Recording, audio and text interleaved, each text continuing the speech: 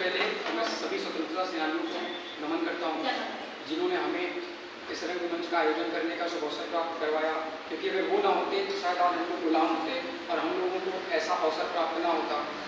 जब हम लोग गुलाम थे तब हमें अपनी बातें रखने का भी अधिकार नहीं था, और आज तो संविधान ने हमें खाने का अधिकार, रहने का अधिकार, पढ़ने का अधिकार, पूजा करने का अधिकार, बोलने का अधिकार, सारे अधिकार हमें संविधान ने दिए हैं। तो सबसे पहले तो मैं स्वतंत्र सेनानियों को नमन करता हूँ।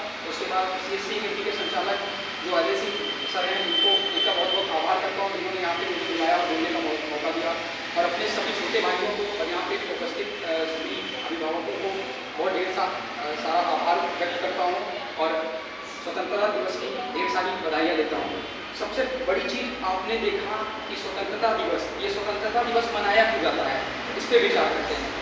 स्वतंत्रता दिवस 15 अगस्त 1947 को हमारी आज़ादी का सबसे पहला दिन था, जब 15 अगस्त 1947 को अंग्रेजों ने ये कहा कि हम भारत छोड़ के चले जाएंगे। हालांकि अंग्रेज गए नहीं थे, लेकिन उस दिन ये निश्चित कर दिया गया था कि अब ये भारत छोड़ देंगे। तो तभी से 15 अगस्त 1947 से हम स्वतंत्रता दिवस मनाते हैं, इसको इंडिपेंडेंस डे कहते हैं। और इसी के बाद जो 26 जनवरी 1950 में मनाया जाता है, जिसको आप गणतंत्र दिवस के नाम से जानते होंगे, वो गणतंत्र दिवस और स्वतंत्रता दिवस में डिफरेंट क्या है, आप लोगों को छोटी सी चीज़ें मैं साधारण शब्दों में बताना चाहूँगा।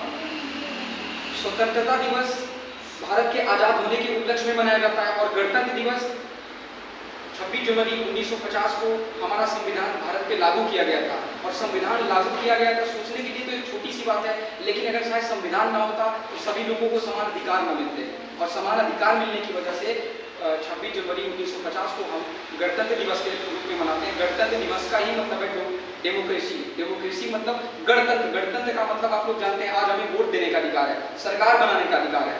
तो इसका मतलब आज भारत का एक आदमी जिसको चाहे उसको सत्ता में ला सकता है, जिसको चाहे उसको बाहर कर सकता है। मतलब सरकार हमारे अधिकार में है, हमारे अंडर में है।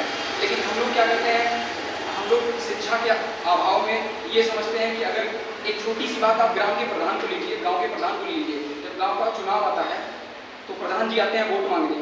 अब वोट मांगने आते हैं तो जैसे अभी इन्होंने बोला था कि आज हमारा जो समाज है वो नशा उन्मुख है, नशाओं में ग्रसित है। कोई छोटे छोटे बच्चे सिगरेट पीते हैं, तंबाकू खाते हैं, गुटखा खाते हैं, और लोग जो छोटी जाति के लोग हैं, हालांकि जाति, मैं उनके कामों से बोल रहा हूँ, जातिवाद का समर्थक नहीं। अगर आपको विकास करना है, बाहर निकलना है, तो आप जातिवाद, धर्मवाद, इनसे आपको ऊपर उठना पड़ेगा। और एक स्टूडेंट को तो जातिवाद, धर्मवाद, इन सब चीज़ों पे तो बिल्कुल नहीं फंसना चाहिए, क्योंकि कोई भी जाति छोटी नहीं होती, कोई भी धर्म छोटा या बड़ा नहीं होता है, सभी धर्म एक समान होते हैं। और ये जो हमारे, जैसा कि आप इन लोगों को देख सकते हैं, इनका कोई धर्म नहीं था, इसमें हिंदू, मुसलमान, सिख सारे भाई थे। अगर ये सब मिलकर एक साथ हमारे देश को आज़ाद करवाने में आम भूमिका ना निभाते तो शायद आज हमारा देश आज़ाद नहीं होता।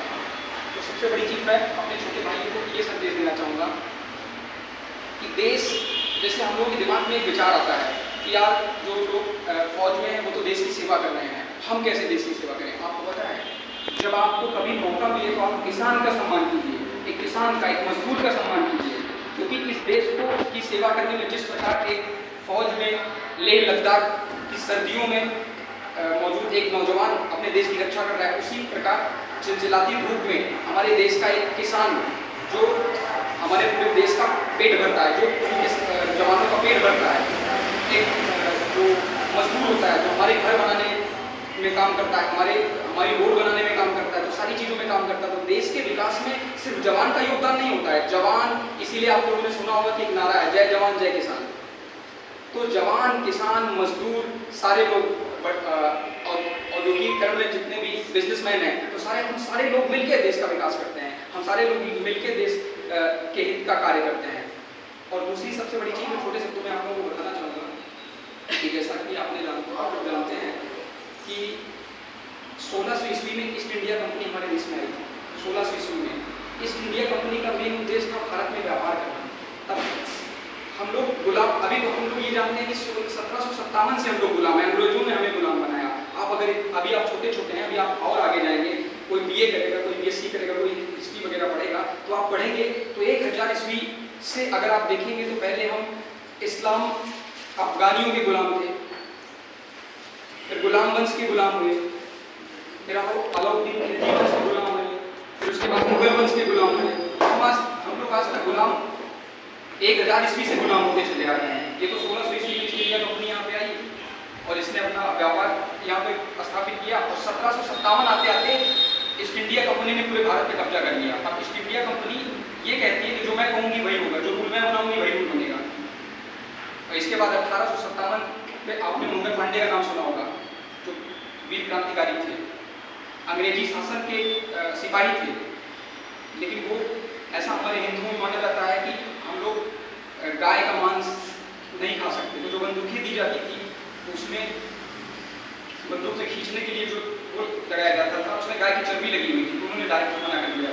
तो ऐसे ऐसे लोग भी हमारे देश में थे। तो उन्होंने 1857 से यहाँ पे विद्रोह स्टार्ट हुआ और 1947 आते आते हमें बिल्कुल आज़ादी मिल गई। यदि आप अब ये जिन लोगों ने हमें अपने जान की आहुति दी, यार भगत सिंह के बारे में आप पढ़ो, भगत सिंह एक ऐसे